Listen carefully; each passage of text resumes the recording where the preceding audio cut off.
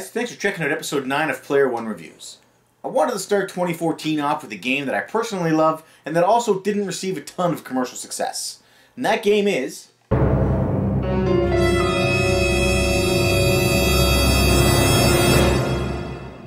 The Wonderful 101 for the Wii U. Let's take a look.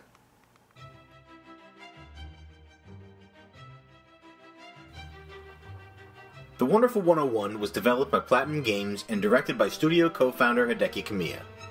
Even if you don't recognize the name Kamiya, odds are you have played one of his games. He worked on or created Resident Evil 1 and 2, Devil May Cry, Viewtiful Joe, Okami, and Bayonetta. His resume speaks for itself, and many of his games could easily find their way onto any gamer's favorites list. Platinum Games, formerly Clover Studios, was founded by a trio of developers that have been very influential in this gamer's life. Along with Kamiya is also included Shinji Mikami and Atsushi Inaba. Why do I bring this up? I wanted to point out something that I find odd, and The Wonderful 101 is a great example of it. Platinum Games releases incredible titles with great critical acclaim, and it always seems like very few people end up playing them. Do yourself a favor, and next time you're in a game store and see a game with the Platinum Star logo, pick it up. You will most likely be happily surprised. But enough of my Platinum spiel, let's talk about The Wonderful 101. The game takes place in a future Earth, and you start off playing as William Wedgwood, a mild-mannered elementary school teacher who also happens to be a member of the elite superhero team known as the Wonderful 100. Suddenly, Earth is attacked by an extraterrestrial force known as the Geth Jerk, and it's up to the heroes to work together and repel their invasion. The heroes wear suits that allow them to morph into giant weapons when many of them are working together, which is especially useful due to the fact that the Geth Jerk all happen to be giant monsters much like Godzilla or the enemies from the Power Rangers. There is a huge cast of characters in 101, which you might expect seeing as there is 100 different heroes to find and recruit to the team. However, there is a handful of main Wonderful Ones that do most of the talking during the cutscenes, and each of them has their own personality and ability.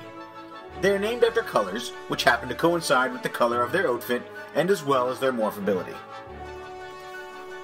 Leading the group is Wonder Red. This is William Wedgwood, and he is who can most closely be considered the main character. His morph ability is a fist, which also doubles as a tool for turning cranks and cogs. We also have Wonder Blue, the arrogant surfer type who thinks he could do it on his own, and his Valiantium blade was my favorite morph ability to use for the majority of the game. Next up is Wonder Pink, who uses a whip and who brought to mind another Platinum female protagonist in her accent and attitude. Kamiya had been noted as saying that Castlevania is one of his most influential game franchises, and he gives a tip of the hat to that series in the name of the metal which Pink's whip is made of. The rest of the morph abilities are rounded out with Wonder Green, Black, White, and Yellow, who gives us a gun, time-slowing bomb, Wolverine-like claws, and a giant hammer. The characters are all well written, as very over-the-top, and the story is done in the vein of Japanese live-action shows. While I was playing, it reminded me of Saturday morning cartoons because of the bright colors and how exaggerated the characters are. The Wonderful 101 is an action game where you fight enemy robots and aliens with a force of up to 100 heroes who morph into your weapons. It's very fast-paced and fun. You can use the touchscreen on the gamepad to draw the morph ability you want to use, or you can use the right analog stick if you prefer. Making the designs in the gamepad can be slightly frustrating at times, especially if you're feeling rushed. However, it is still much better than trying to do it with the analog stick. It's for this reason that I'm glad the game came out on the platform that it did, because I think if we'd been forced to use the DualShock or Xbox controller to select morph abilities, that the game would have suffered due to those limitations.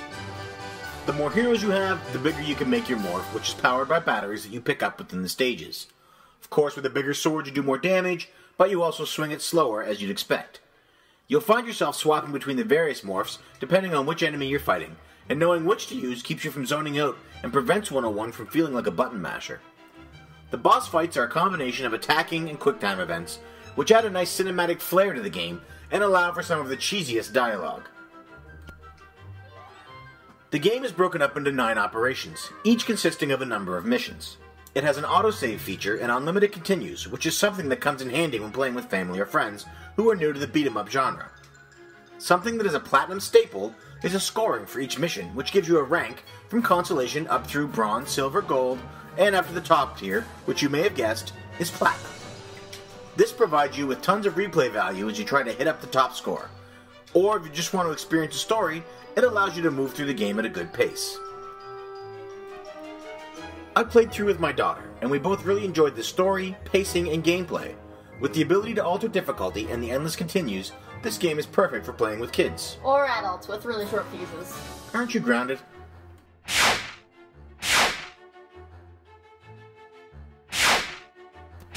The bright colors and cartoonish violence make it feel like you're playing a comic book. Other than the sometimes touchy morph selection controls, my only other gripe would be with some boss fights being quite long, which felt like it was done simply to extend the game. The Wonderful 101 was going for a very bright American comic book feel with its art style. The characters resemble TV shows like the Power Rangers, with masked heroes in color-coded outfits. The background is gorgeously designed, and in most levels very interactive, from breakable sections of road to tumbling buildings. While it's done in 1080p, this does show the potential of the Wii U. However, I wouldn't say that it really takes full advantage of the capabilities of the hardware. There is some mismatching with the characters' mouths when speaking, and I'm not certain if this was due to not redoing the mouths for an English script, or if it's meant to add to the feeling of being an over-the-top monster action theme. There is a very good attention to detail in the Wonderful Ones, and you can pick out different members when running around the screen. Also, when you recruit the main members, each one has their own cutscene of them transforming into their Wonder Color, which adds a nice touch.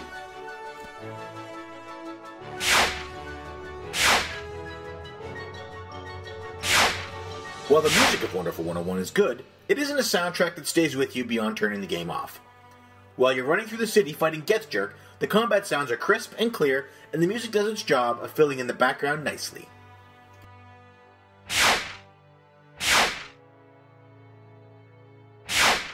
Is this game going to make you run out to buy a Wii U? No, probably not.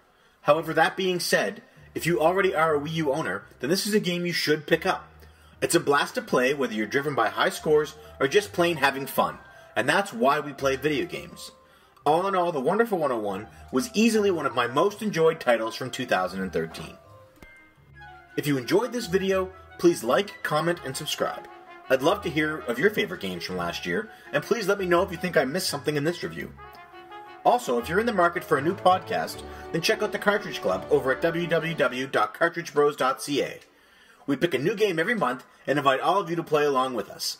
Then we get together with 3 guests to discuss it. It's like an extended review.